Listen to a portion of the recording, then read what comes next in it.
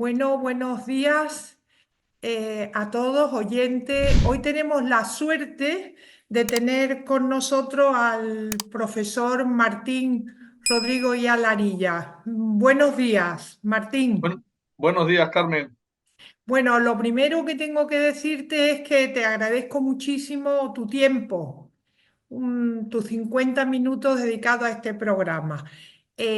Porque sé que eres una persona muy ocupada, no solamente como docente, sino también como investigador y director de tesis doctorales. Entonces, mi agradecimiento es muy grande. El profesor Martín Rodrigo y Alarilla es profesor titular de Historia Contemporánea en el Departamento de Humanidades de la Universidad Pompeu Fabra y él es un gran investigador y se ha dedicado, tiene una producción literaria enorme y entre esa producción literaria sobre todo se ha dedicado a estudiar los hombres de negocios en Cataluña, las empresas, los indianos y figuras tan importantes como son los marqueses de Comilla. Tengo aquí el libro, un importante libro, Los marqueses de Comilla, Antonio y Claudio López, 1817 y 1925.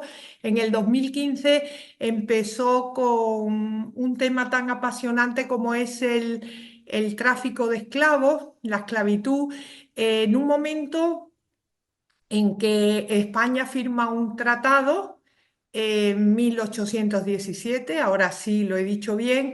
España firma un tratado con Gran Bretaña por el cual se compromete a no hacer el tráfico, se prohíbe el tráfico de esclavos y además se compromete a perseguirlo. A partir de ahí, la producción literaria ha sido muy abundante. Tengo el gusto de haber colaborado con él en un libro como es Cádiz, el tráfico de esclavos, de la legalidad, la clandestinidad, y luego también Negrero y Esclavos en Barcelona, navieras y navieros catalanes, los primeros tiempos del vapor, bueno, pues Los Goytisolo, otro libro importante, La familia Gil, empresarios catalanes en la Europa del siglo XIX y bueno, pues una cantidad de libros que bueno, nos llevaría mucho tiempo aquí nombrarlo. Estoy buscando el libro que hiciste con Si te refieres al de Lisbeth Chaviano, ya has hablado. Lisbeth, perdón, Negreros y esclavos, Barcelona y la exacto, el esclavitud libro de atlántica, siglos Lisbeth. XVI-XIX. Efectivamente, entonces, bueno, una producción literaria muy importante que ha venido desarrollando. Bueno, vamos a empezar desde los inicios. Vamos a empezar, todo empezó, ¿no? Creo en el Congreso de Viena en 1815. Cuéntanos un poco qué pasa ahí. Bueno, en realidad yo tiraría unos pocos años atrás, porque hay una fecha que es importante en toda esta historia, que es 1807, Ah, que es sí. cuando hay una decisión del Parlamento británico de prohibir a los comerciantes británicos dedicarse a la trata. Un año después se incorpora también Estados Unidos y también lo prohíbe. ¿Qué sucede? Que los grandes traficantes de esclavos a principios del siglo XIX son precisamente los británicos. Entonces, lo que hace el Parlamento, y voy a utilizar una expresión metafórica un tanto vulgar, pero es como tirarse un tiro en el pie, porque ellos son los que dominan ese negocio, pero a la vez hay una decisión política que impide a sus nacionales dedicarse a ese negocio. Para resolver esa contradicción, lo que harán las autoridades británicas es convertir la persecución de la trata en todo el Atlántico en un elemento fundamental de su política exterior. Por eso, cuando el Congreso de Viena en 1815 se reúnan las potencias que han vencido a la Francia napoleónica, lo que harán los británicos es conseguir que haya una condena explícita de la trata y además, a partir de ese momento, los británicos irán cerrando tratados bilaterales con las diferentes potencias que están implicadas. En el caso de España, el apoyo militar británico en la guerra contra los franceses ha sido fundamental. Fernando VII es consciente de que tiene una deuda con Gran Bretaña y ya en 1815 el rey condena esta actividad, se abren negociaciones que culminan en ese tratado, efectivamente, de 1817. El tratado lo que dice es que a partir del momento en el que se firma el tratado, los comerciantes españoles no podrán dedicarse al tráfico de esclavos al norte del Ecuador, pero establece una moratoria de 3 años para el sur del Ecuador.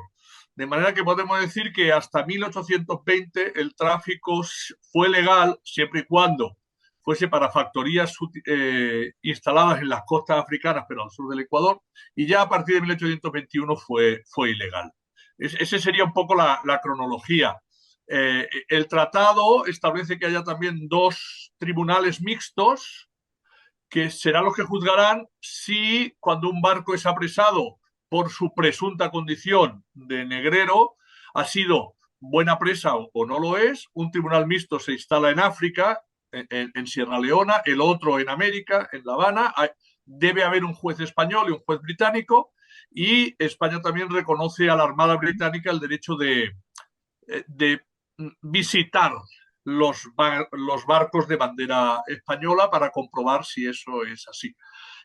Hay un fleco en ese primer tratado que permite a los negreros a veces escaparse, y es que si no hay todavía ningún cautivo africano a bordo, no puede ser detenido, juzgado y condenado. Y por eso habrá un segundo tratado en 1835, ya que permite condenarlos si los jueces consideran que hay elementos suficientes a bordo como para considerar que efectivamente se dedicaba a la trata. A partir de ese momento, la persecución de los británicos va a ser muy grande. La persecución a los barcos negreros, de tal manera que una manera de camuflarse es utilizando un pabellón, el pabellón portugués, ¿no? Sobre todo, ¿por qué el portugués? Mm, Bueno, sí, lo que hacen a partir de ese momento los traficantes españoles, buscar todo tipo de artimañas para seguir dedicándose al tráfico. De hecho, si adelantamos así la cronología, diríamos que durante casi 50 años, durante 49 años, se mantienen en este tipo de actividad. Y uno de los elementos que buscan es eso, es utilizar banderas falsas, eh, y levantar unas u otras banderas para eludir la persecución de los británicos. Mientras los británicos no firman un tratado con Portugal, la bandera portuguesa es un buen refugio, porque entonces, al simular que es portugués, no pueden detenerlo, no pueden subir a bordo para comprobarlo. Pero de hecho, además del pabellón portugués, utilizan también otro tipo de pabellones. Incluso en algunos casos sabemos que llevaban documentación de diferentes países y que ponían una u otra en función del contexto en el que se encontraban. Eso nos hace saber que los cónsules que había, pues, en ciudades como en La Habana o en otras ciudades de Estados Unidos también, eran un eslabón clave que permitía disimular ese tráfico que era ilegal, pero como tú y yo pusimos en el título del libro, clandestino, ¿no? No sucedía de una manera abierta, no entraban por los puertos, pero se mantenía. Muy bien. Y cuando se firma este tratado de 1817, que tenemos que pensar que se firma en pleno sexenio absolutista, cuando España está asistiendo, bueno, pues a todo el proceso de independencia de los dominios españoles en América en 1817. A cambio de este tratado, ¿qué es lo que recibe España? Bueno, esa es una historia muy triste, a fin Sí, de cuentas, sí, porque los británicos ya desde 1810 han empezado a detener y a condenar buques de pabellón español. Y está claro que todo lo que han detenido, todos los buques que han sido detenidos por su implicación en la trata antes de 1817, lo han sido en condiciones de ilegalidad. Es decir, Gran Bretaña no tenía ningún derecho a hacerlo, porque no había ningún tratado ni bilateral ni internacional que lo avalase. Desde el punto de vista jurídico estaban cometiendo una clarísima ilegalidad. Entonces, el tratado de 1817 intenta resolver esa cuestión mediante la siguiente manera. Gran Bretaña indemniza a España con 400.000 libras esterlinas, que a su vez España debe utilizar para indemnizar a los particulares que han sufrido ese tipo de actos ilegales.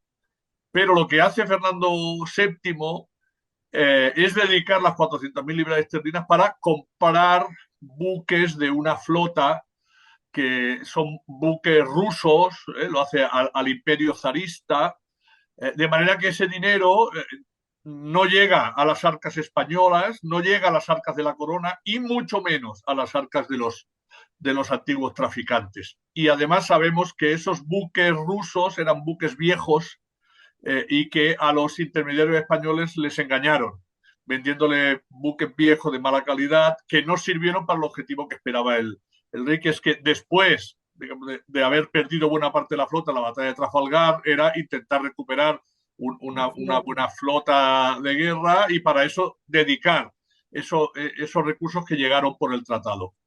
Y no fue así. Y luego España tuvo que enfrentar las demandas de los particulares que querían cobrar, pero con las dificultades de una hacienda española que siempre estuvo en déficit. Lo cierto es que Gran Bretaña hace tratados no solamente con España, sino con todos los países que están dedicados a la trata. Y sin embargo, a pesar de estos tratados, pues los comerciantes van a seguir realizando este comercio humano, esta trata ilegal, porque da unos beneficios tremendos. Entonces, me gustaría que me dijeras qué eran los negreros, que utilizamos mucho el término en nuestros estudios, define un poco el término de negrero. Vale, yo creo que hay dos posibles formas de responder a tu pregunta, ¿no? La primera es que yo la sensación que tengo es que en el imaginario colectivo español, negrero viene a ser algo así como el capitán de los buques que se dedican al tráfico de esclavos. Y entonces hay esa idea, ¿no? El negrero es el capitán de los buques negreros que decimos, ¿no? Eh, pero, mm, pero podemos dar una respuesta algo más amplia porque para el capitán, para ese que consideramos que es el negrero, los cautivos africanos que van en el buque no dejan de ser una mercancía. De hecho, yo utilizo el concepto de cautivos africanos porque no son esclavos. No lo son hasta que llegan a su punto de destino y alguien los compra. Si miramos la definición que da la Real Academia Española sobre la palabra esclavo, nos remite a la necesidad de que exista un amo. No hay esclavo si no hay amo. No utilizan la palabra propiedad, que utiliza la palabra posesión, porque puede haber otras formas de dominio que no son exactamente la propiedad. Aunque en el siglo XIX sí que es claramente un esclavo, es una propiedad de un dueño. Entonces, el que esclaviza es el que compra, es el dueño, es la última fase de la cadena, pero es la definitiva. Entonces, los dueños de personas esclavizadas, desde mi punto de vista, entrarían también en la El definición término de de negrero, ¿no? negrero. Muy A bien. fin de cuentas, la demanda de estas personas es la que alimenta la oferta, que es el tráfico. ¿Y estos esclavos en esta época, de dónde procedían fundamentalmente?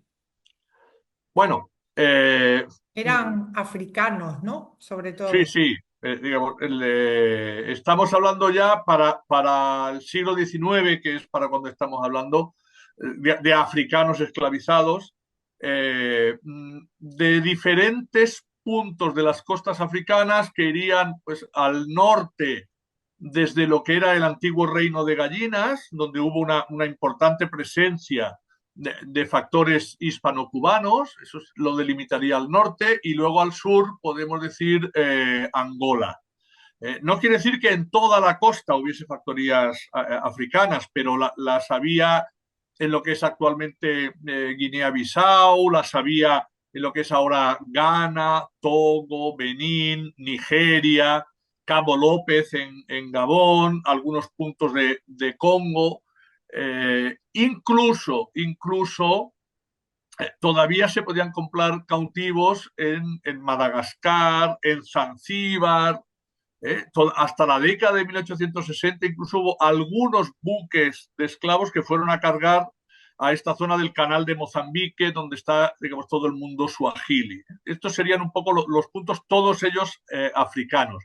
En el caso de Cuba, y esto tú, Carmen, lo conoces igual o mejor que yo, llegaron también 125.000 chinos Sí, que no podemos decir que fuesen esclavos porque jurídicamente hablando no eran esclavos, pero tenían unas condiciones de trabajo vinculadas a unos contrato. supuestos contratos de trabajo libre Los que hacen esclavos. pensar en procesos de esclavización, ¿no? Sí. Pero claro, esclavos no se puede utilizar el término, pero incluso sabemos que a veces estaban peor que los propios esclavos. Sí. Entonces, me interesa mucho que me digas cómo cuando llegaban los buques negreros, cómo se captaban a los africanos. ¿Hacían guerras tribales entre los reyezuelos y luego iban a esas factorías? ¿Cómo es? Cuéntame un poco eso.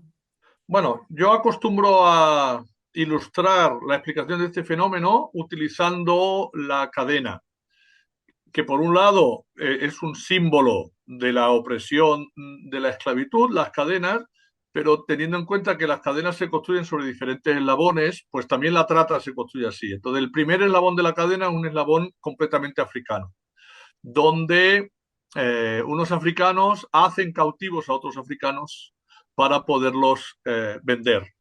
Y esto hace que algunos reinos africanos se especialicen en la captura de africanos. A veces lo hacen simplemente a través de secuestros a poblaciones más o menos vecinas, más o menos cercanas. En otro caso son guerras. Cuando se producen estas guerras, los reyes africanos que son aliados de los comerciantes, podemos decir, occidentales, tienen ventaja porque reciben pólvora, reciben rifles, reciben armamento y entonces están en condiciones de imponerse, de triunfar. El segundo eslabón es el que encontramos en las costas africanas, que es el de las factorías. Este es un eslabón mucho más mestizo, donde podemos encontrar algunos administradores europeos o hispanoamericanos, pero podemos encontrar también factores que son africanos o que son directamente mestizos, hijos de europeos, africanos, y ellos son los que compran, se entienden con el primer eslabón y almacenan en las factorías a la espera de que lleguen los buques de esclavos para cargar, ¿no? Y entonces, estos buques es como el tercer eslabón que después los transporta hacia América. En tiempos del tráfico legal, los desembarcan por puertos y pagan sus impuestos. En tiempos del tráfico ilegal, lo tienen que hacer de manera clandestina, no pagan impuestos, pero pagan sobornos. Y el último eslabón ya son los que compran a estos africanos. En África, este intercambio, esta compra, digamos, ¿no? Por parte de los capitanes de los buques, ¿era un negocio de trueque? Bueno, había de todo, ¿eh? Y conforme fue avanzando el siglo XIX, cada vez era más importante el pago en metálico. Pero sí, había un sistema establecido, una serie de equivalencias a cuánto equivalía un número determinado de cautivos por un número determinado de mercancías. De hecho, este tipo de intercambio tiene un punto ilegal, que son los cautivos que se compran y se embarcan cuando el tráfico ya es ilegal, pero tiene otro punto legal y es que permite que mercancías producidas de manera legal lleguen de manera legal a África y que se vendan en el continente africano. De hecho, antes yo hablaba de la pólvora o de los rifles, pero también tejidos, pero también El vino, ¿no? Les gustaba mucho, vino, ¿no? aguardientes, eh, todo, hay Todo digamos, tipo de un tipo bagatelas, ¿eh? bagatelas, ¿no? Mercancías De un poco de- de todo eso es lo que permitía ese tipo de intercambio, sí. Pero hay que pensar también que, que una parte de los beneficios que obtienen los factores por todo este negocio, que es a la vez de importación y de exportación, luego se envía a los centros financieros como Nueva York, como París, en forma de letra de cambio. Es decir, no es correcto pensar en algo absolutamente atrasado y tal. No, no, no. No deja de ser tan diferente como la actualidad. Hoy día hay todo un conjunto de actividades económicas ilegales, ¿sí? La trata de blancas, el tráfico de drogas, el tráfico de armas, y todo ese dinero acaba llegando en la economía formal y legal. ¿Cómo? A través de los circuitos financieros. Pues ellos también utilizaban este tipo de circuitos financieros, tenían cuentas corrientes abiertas en las casas de banca de las principales plazas y utilizaban las letras de cambio. Muy bien. Entonces, las rutas más frecuentes, las rutas más, porque los grandes centros receptores, lo hemos estudiado, ¿no? En esta época en que nosotros estamos estudiando, es Cuba y Brasil, ¿no? Son Cuba y Brasil. Pero también Puerto Rico, ¿no? Y otros centros importantes, pero sobre todo Cuba y Brasil. ¿Cuáles eran las rutas más importantes?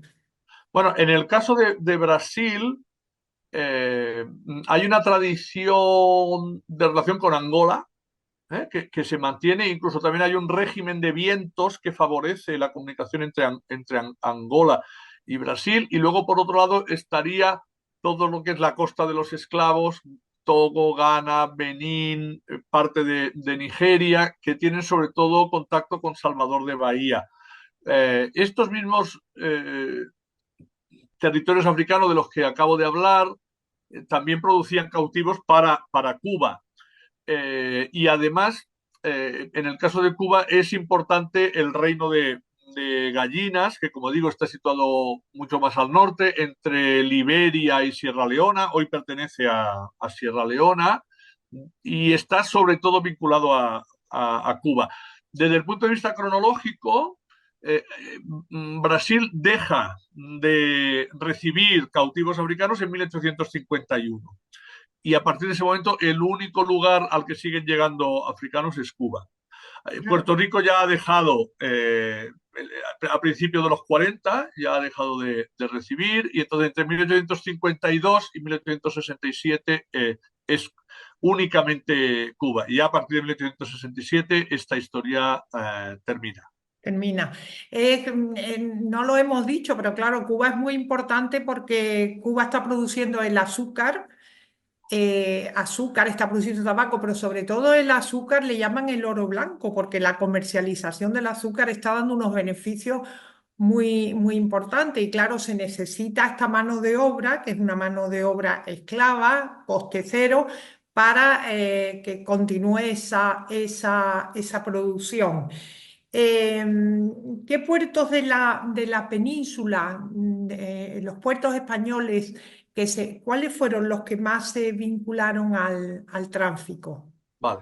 Bueno, en la época en la que estamos hablando, por la parte que hace relación a los comerciantes españoles, hay que decir que eso, hay como un antes y un después de 1810, el momento en que británicos y norteamericanos ilegalizan el tráfico. Pero en ese momento, la mayor parte del tráfico ya es un tráfico directo entre América y África. Es decir, el viejo esquema del comercio triangular se mantiene, pero no es el más relevante. De manera que en los puertos de salida de la mayor parte de las expediciones que van a África a buscar cautivos salen de puertos africanos, ay, perdón, americanos. Americano. Aún así algunos puertos europeos y concretamente españoles siguen siendo puertos de salida de la trata. El más importante de todos es Cádiz. Cádiz. ¿Y qué puedo explicar yo que no sepas tú, Carmen? Cádiz es el puerto más importante.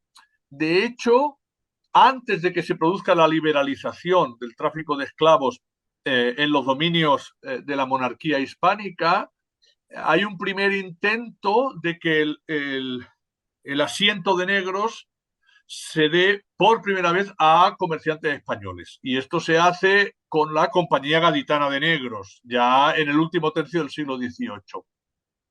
Y a partir de ese momento, Cádiz no dejará de tener mucha importancia y la mantendrá en tiempos de la ilegalidad. A otro nivel está también Barcelona, y luego hay otros puertos peninsulares menos estudiados, pero de los que sabemos también que salieron buques de esclavos, como el puerto de Bilbao, el puerto de Santander, el puerto de Vigo.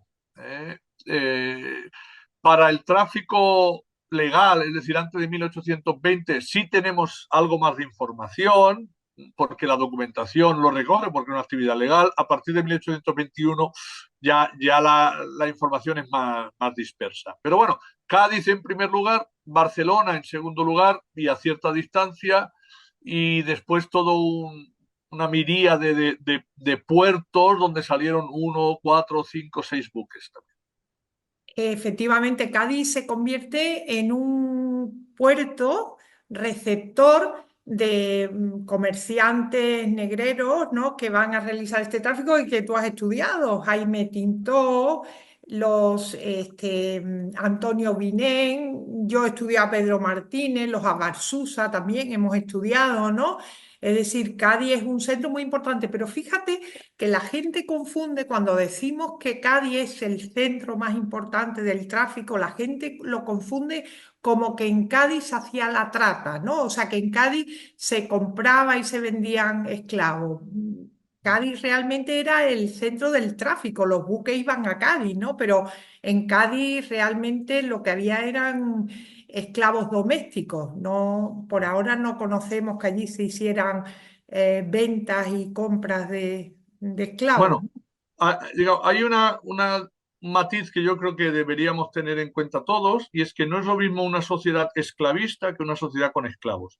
Una sociedad esclavista diríamos que es aquella sociedad que solo funciona gracias a la esclavitud. Por ejemplo, el Imperio Romano fue una sociedad esclavista. La Grecia clásica era una sociedad esclavista. Cuba o Brasil eran sociedades esclavistas.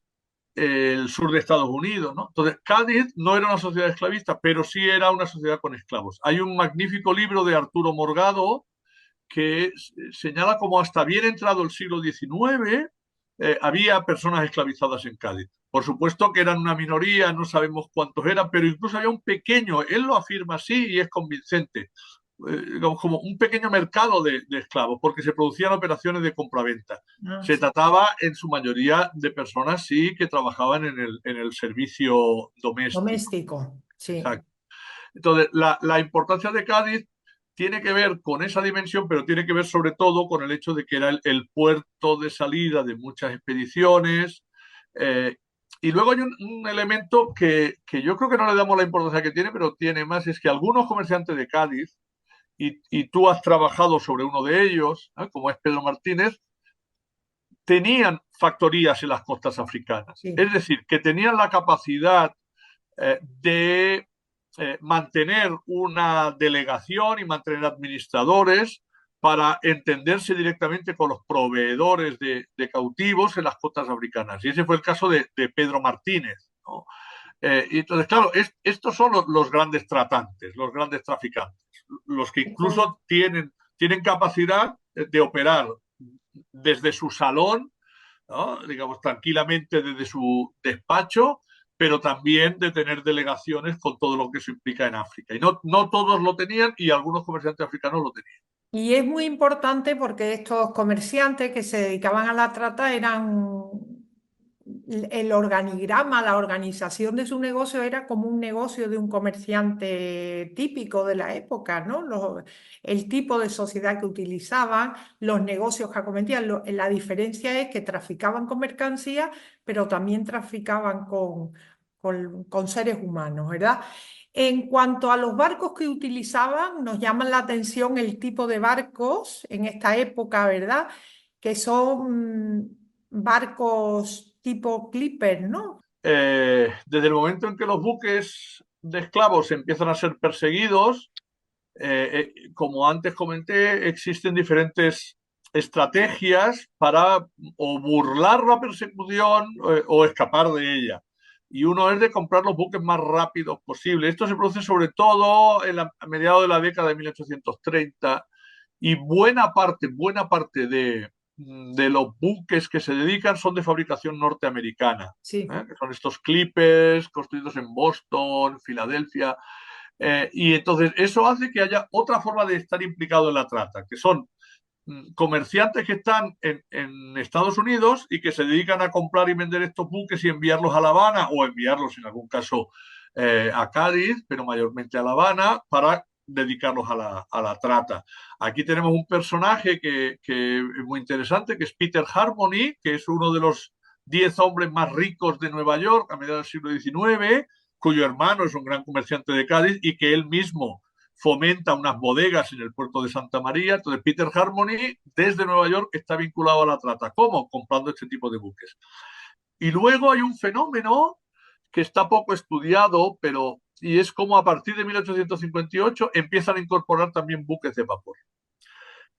Cuando los buques de vapor empiezan a ser competitivos en la travesía transoceánica, transatlántica, los comerciantes negreros utilizan buques de vapor y tenemos expediciones de 1.400 cautivos en un solo viaje. Y tenemos algún buque que en un solo año hizo 3 viajes. Por lo tanto, un solo buque de vapor, casi 5.000 personas en 3 viajes. Y los cruceros británicos no tenían capacidad de alcanzarlos. Y por lo tanto, en la década de los 60 el vapor está desplazando a la vela también en el tráfico de esclavos. Lo que sucede es que hay un cambio legal en España y eso acaba provocando ahora sí ya definitivamente el fin del tráfico. sí, porque es una época en la que se produce una innovación en el transporte marítimo, la innovación del vapor, pero también la innovación del buque Clipper, que es un buque muy alargado, con gran capacidad de carga para alcanzar grandes velocidades.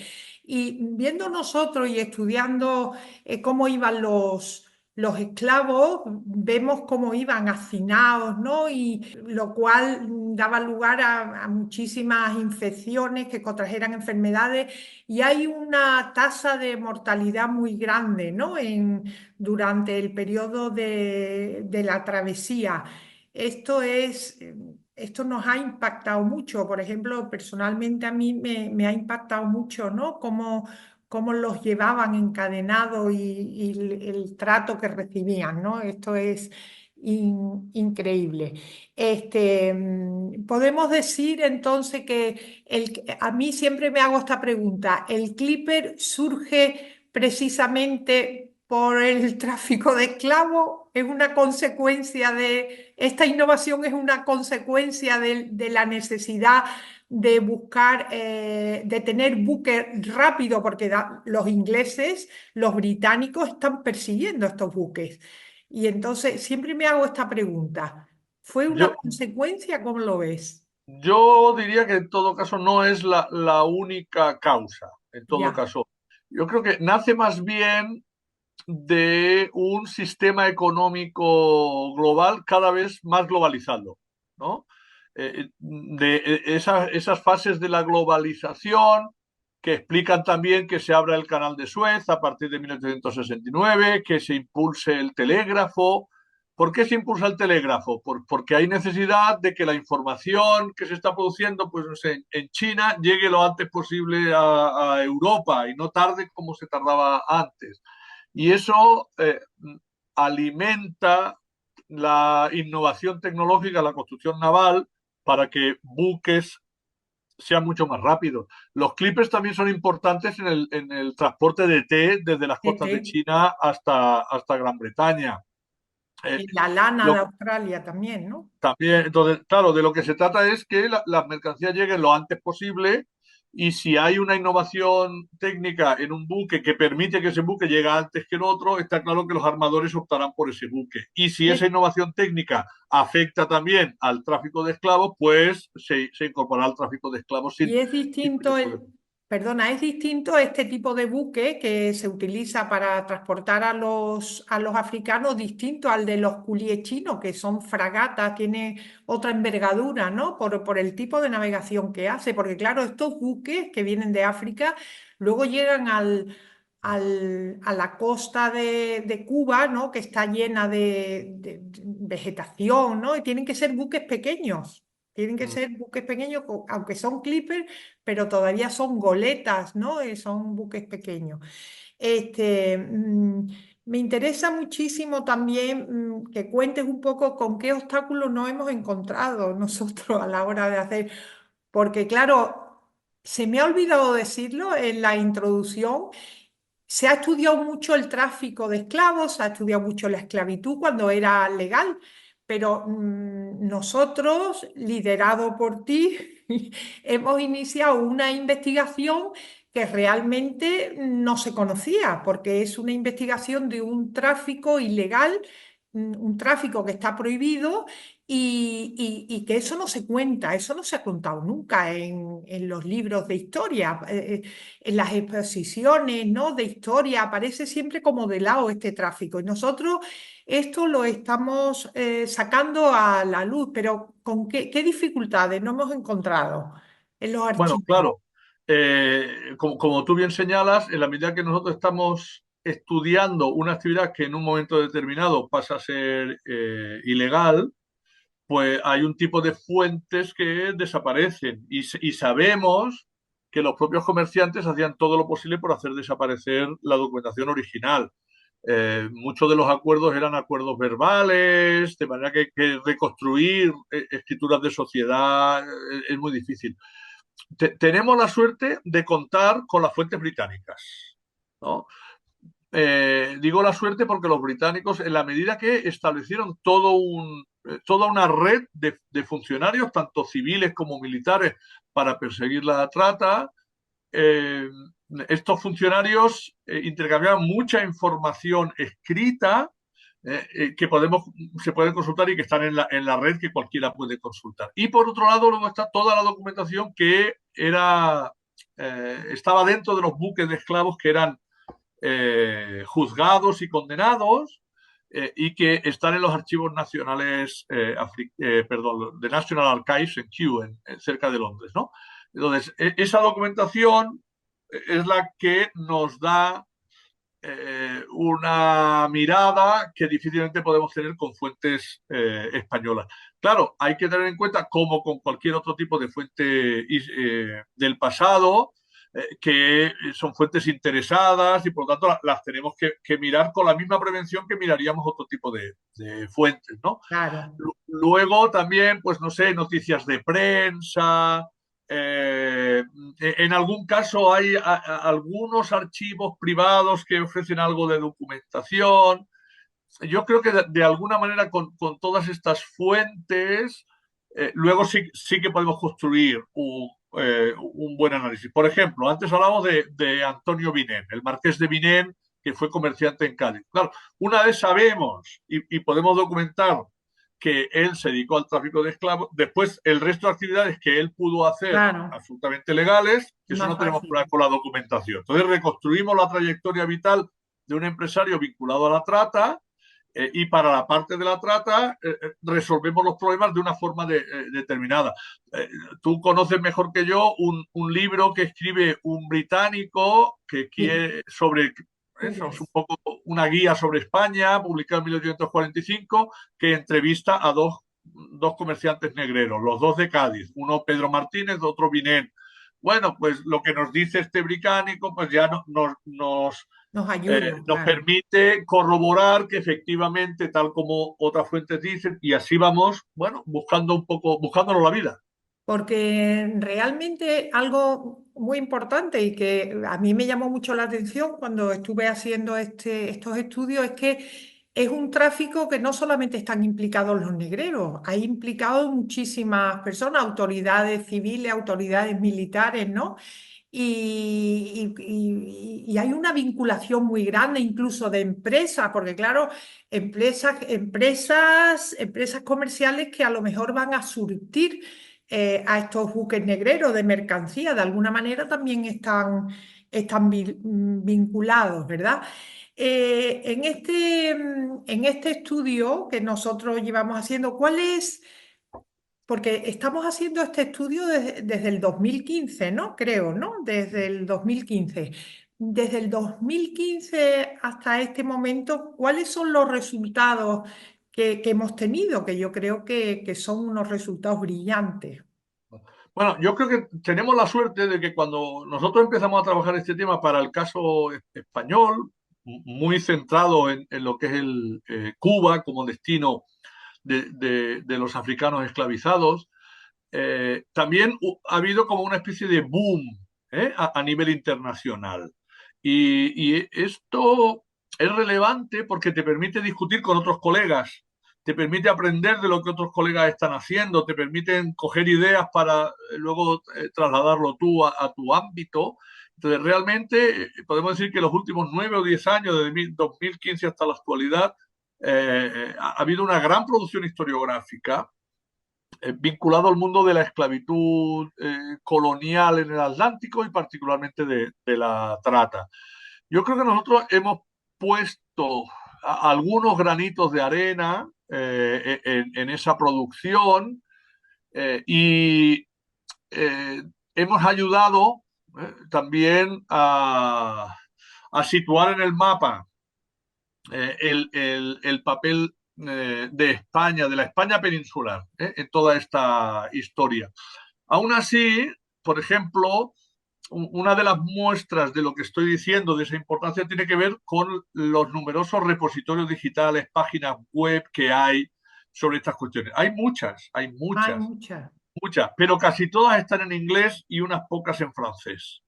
En castellano yo diría que la única que hay es la página web que ha salido de nuestro proyecto, que yo animo a los oyentes a que la visiten, que se llama España Esclavista, españaesclavista.es, que es un ejercicio relativamente modesto que intenta sobre todo resaltar aquellos rastros materiales que podemos encontrar actualmente en España y que nos remiten a ese pasado esclavista.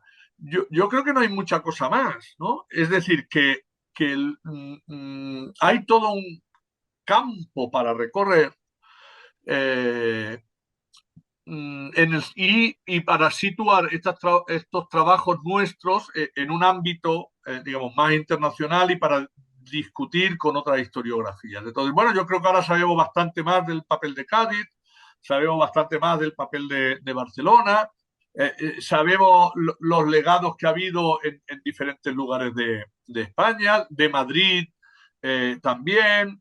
Bueno, no sé, yo, modestamente creo que hemos contribuido en ese camino, ¿no?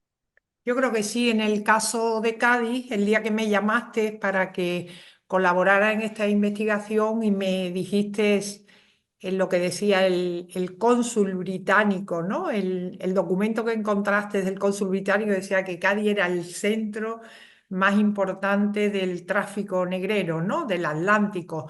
Yo me quedé bastante sorprendida porque yo había estudiado los negocios, había estudiado los comerciantes gaditanos y yo me quedé muy sorprendida porque yo no había encontrado huella de tráfico de esclavos. Claro, en los protocolos notariales no se encuentran huellas.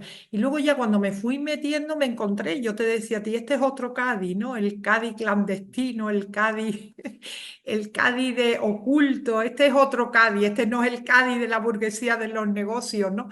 Y francamente yo creo que sí, que la aportación que hemos hecho creo que es muy importante como resultado de luego los libros, ¿no? que han salido de esta investigación, ¿no? Que cantidad de gente implicada en este tema.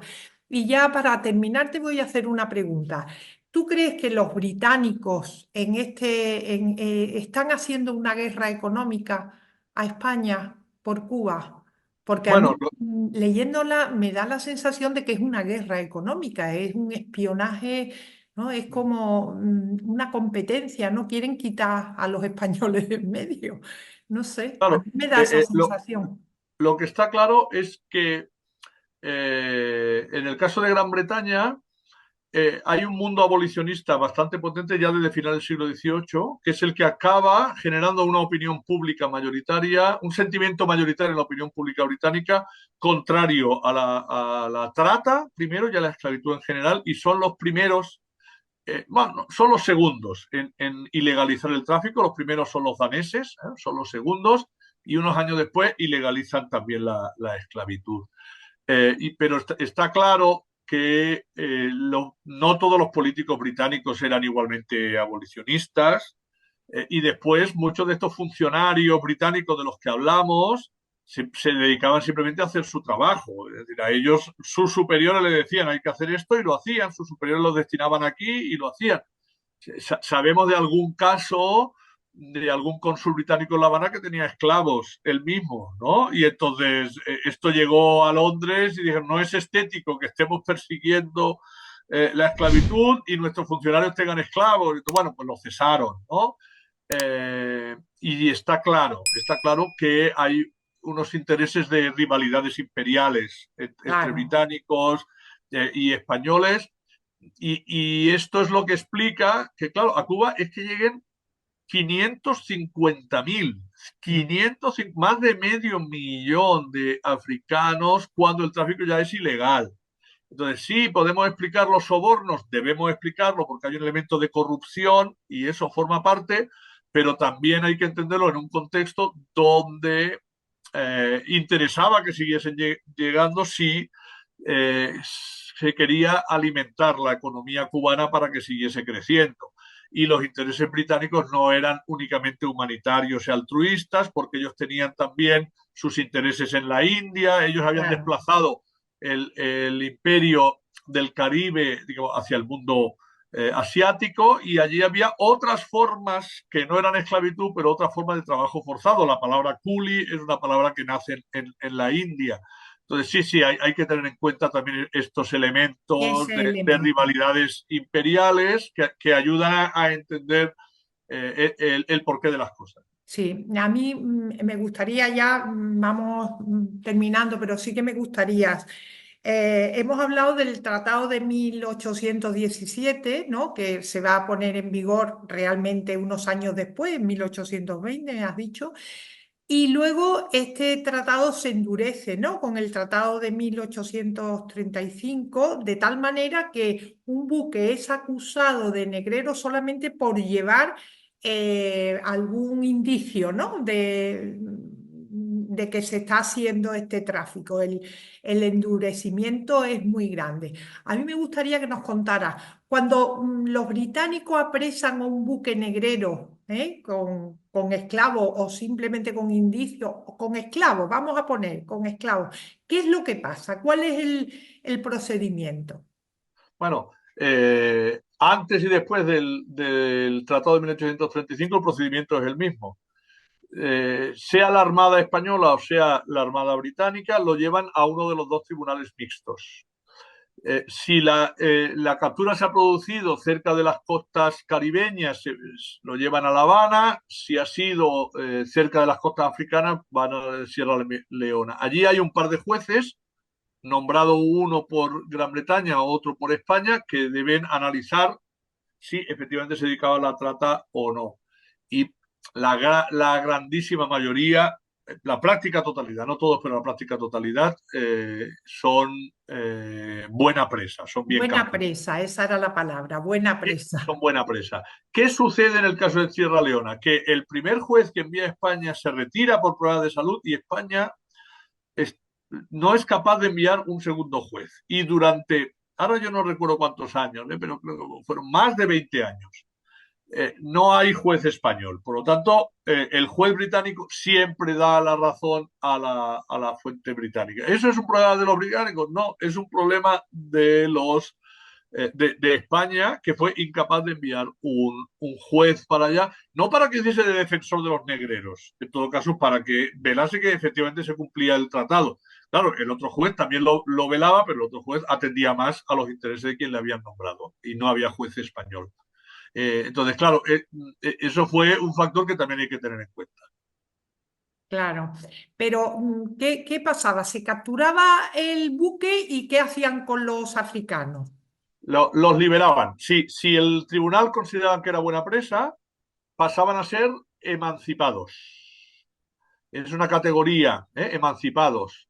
Entonces eran personas que eran libres. Por eso digo que estos emancipados nunca fueron esclavos, porque eran cautivos en África, como fue cautivo Cervantes en Argel, que nunca fue esclavo. Eran mercancía en el buque y luego son liberados, entonces son emancipados, quiere decir que son personas libres, pero a la vez durante unos años están tutelados por las autoridades que los han liberado. Esto lo mismo en Sierra Leona como en Cuba.